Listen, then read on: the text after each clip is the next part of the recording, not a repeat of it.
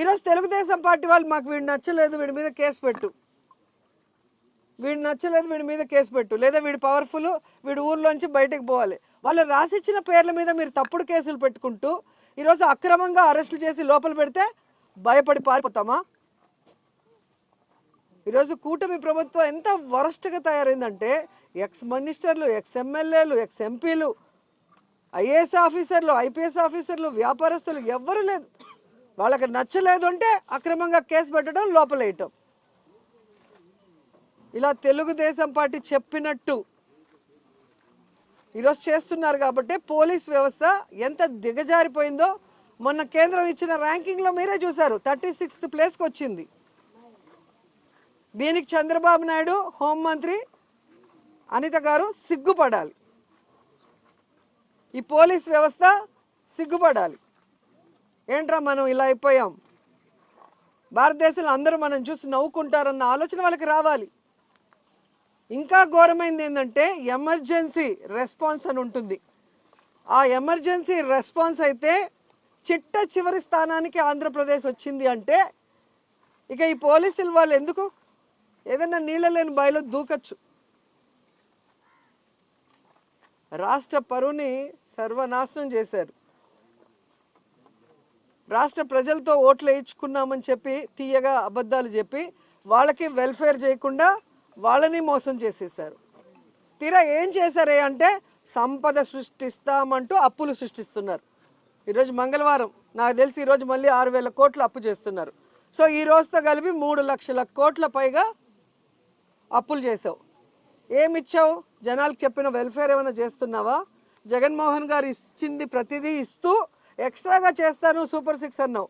జగన్ గారు ఇచ్చింది మొత్తం తీసేసావు. నువ్వు ఇచ్చిన సూపర్ 6లో ఏం చేసావు? మరి ఈ డబ్బులంతా ఎక్కడికి పోతున్నాయి? ఇన్ని లక్షల కోట్లు అప్పు చేస్తున్నావు. ప్రజలకి వెన్నుపోటు పడటం ఈయనకి వెన్నతో పెట్టిన విద్య. మాకైతే ఇంకా బాధాకరం. రాయలసీమ లిఫ్ట్ ఇరిగేషన్ని మొన్న చూసాం మనం. రేవంత్ రెడ్డి గారు అసెంబ్లీలో మాట్లాడేది చూస్తే చంద్రబాబు కంటే ఎవరైనా రాయలసీమ ద్రోహి ఉన్నారా? నువ్వు పుట్టింది రాయలసీమలో, పెరిగింది రాయలసీమలో. ఈరోజు నువ్వు సీఎంగా ఉన్నావు అంటే ఆ రాయలసీమ ప్రజల ఆశీస్సులతో. అలాంటి రాయలసీమకి వెన్నుపోటు పొడవాలన్న ఆలోచన నీకు ఎలా వచ్చిందని నాకు అర్థం కావట్లేదు. ఆ రోజేమో రాష్ట్ర విభజనకి సంతకం చేసావు, ఆంధ్రప్రదేశ్ని సర్వనాశనం చేసావు. ఈరోజు రాయలసీమ లిఫ్ట్ ఇరిగేషన్ పని చేయకుండా ఆపేసి రాయలసీమకు అన్యాయం చేస్తున్నావు. రాయలసీమ ఏం తప్పు చేసింది? మీకేం అన్యాయం చేసింది? ఈరోజు రాయలసీమ కరువు శాశ్వతంగా పరిష్కరించాలన్న ఒక గొప్ప ఉద్దేశంతో జగన్మోహన్ రెడ్డి గారు ఈ రాయలసీమ లిఫ్ట్ ఇరిగేషన్ తీసుకొచ్చారు, తొలగించారు. నేను రాయలసీమలో పుట్టాను, రాయలసీమ అంటే నాకు ఇష్టమని ఇంకొకటి చెప్తాడు పవన్ కళ్యాణ్, డిప్యూటీ సీఎం. మరి ఎక్కడికి వెళ్ళావు పవన్ కళ్యాణ్? ఈరోజు రాయలసీమకు అన్యాయం జరుగుతుంటే,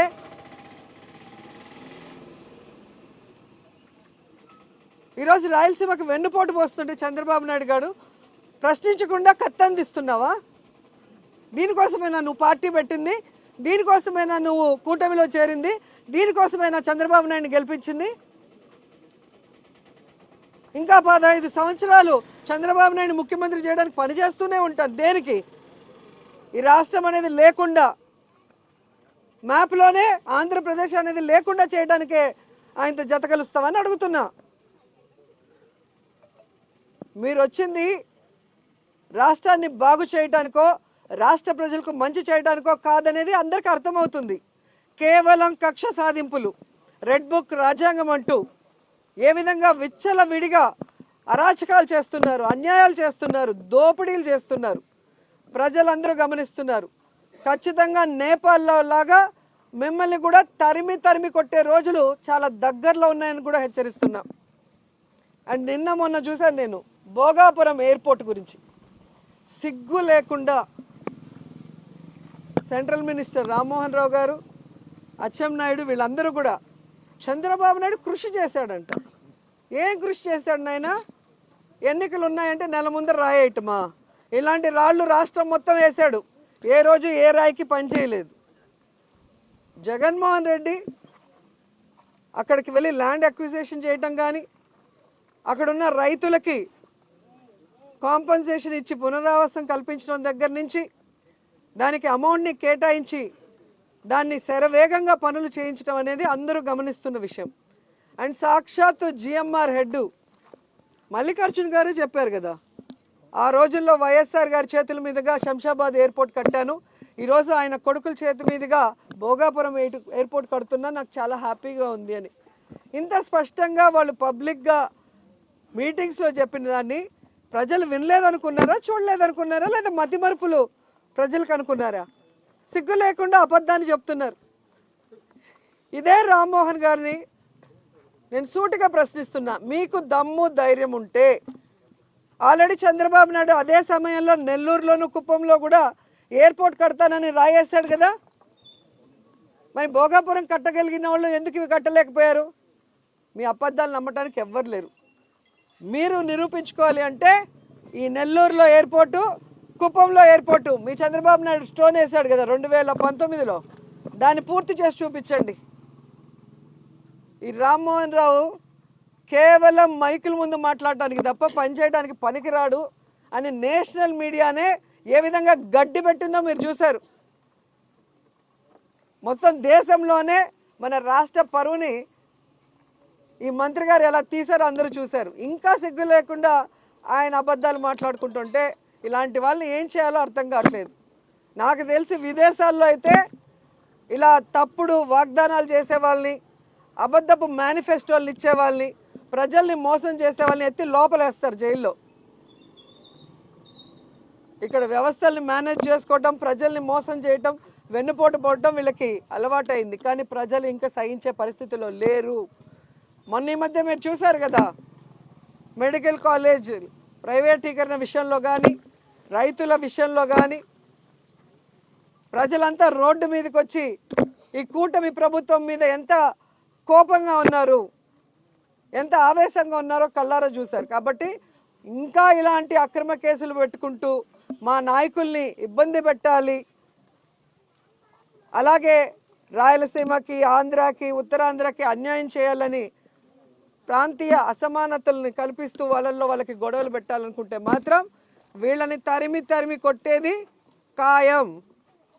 అండ్ పిన్నెల్లి రామకృష్ణ గారి కుటుంబానికి వైఎస్ఆర్సీపీలో జగనన్న నుంచి మేమందరం కూడా పార్టీ మొత్తం ఆయన వెనకున్నాం, ఆయనకు అండగా ఉన్నాం. పార్టీ పెట్టక ముందు నుంచి అన్నతో నడిచిన వ్యక్తి, పార్టీ కమిట్మెంట్ ఉన్న వ్యక్తి.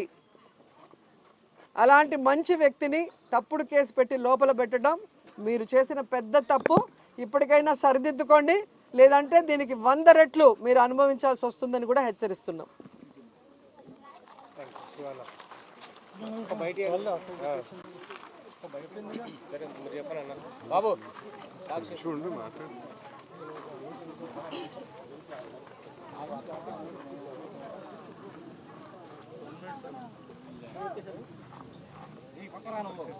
ఉమ్మడి గుంటూరు జిల్లాలో మాచర్ల నియోజకవర్గం గతంలో కాంగ్రెస్ పార్టీకి, వైఎస్ఆర్ కాంగ్రెస్ పార్టీకి పెట్టని కోట.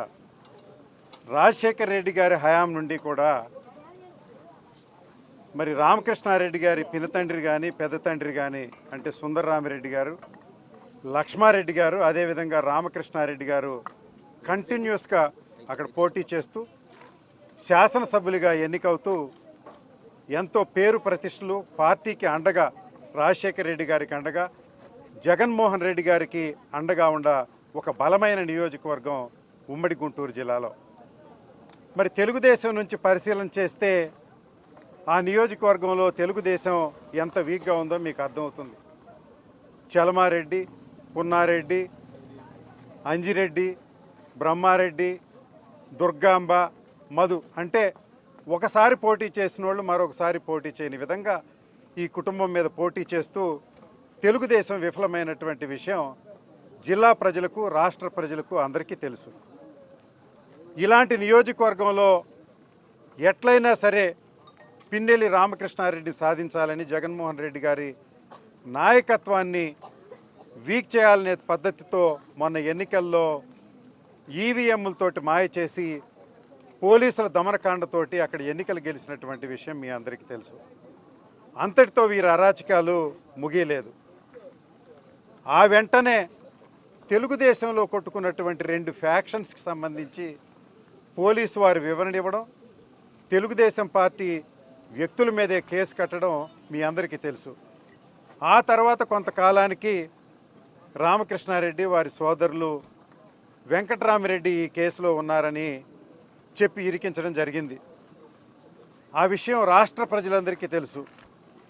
సరే, సుప్రీంకోర్టులో ఈ కేసులో బెయిల్ ఇవ్వడం, తర్వాత కొన్ని టెక్నికాలిటీస్లో తిరిగి సుప్రీంకోర్టు వారిని లొంగిపోమనడం మనకు తెలిసినటువంటి విషయమే.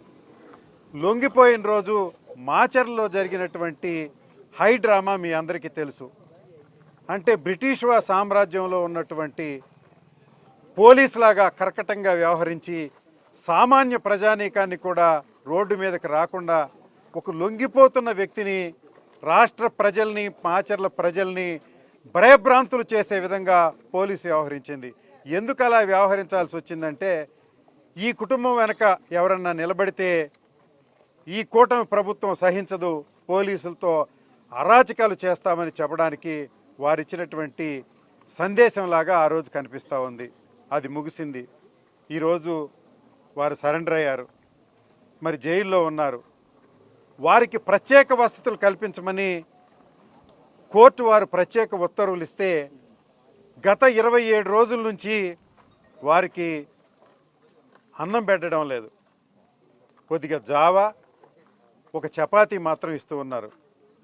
కోర్టు ప్రోటోకాల్కు వ్యతిరేకంగా, ఉత్తర్వులకు వ్యతిరేకంగా ఈ రకంగా చేయడం అధికార ధిక్కారం తప్ప, కోర్టు ధిక్కారం తప్ప మరొకటి కాదు. రాష్ట్రంలో వ్యవస్థల్ని సర్వనాశనం చేస్తుంది. జైల్లో ఉన్నటువంటి కోర్టు ఉత్తర్వులను కూడా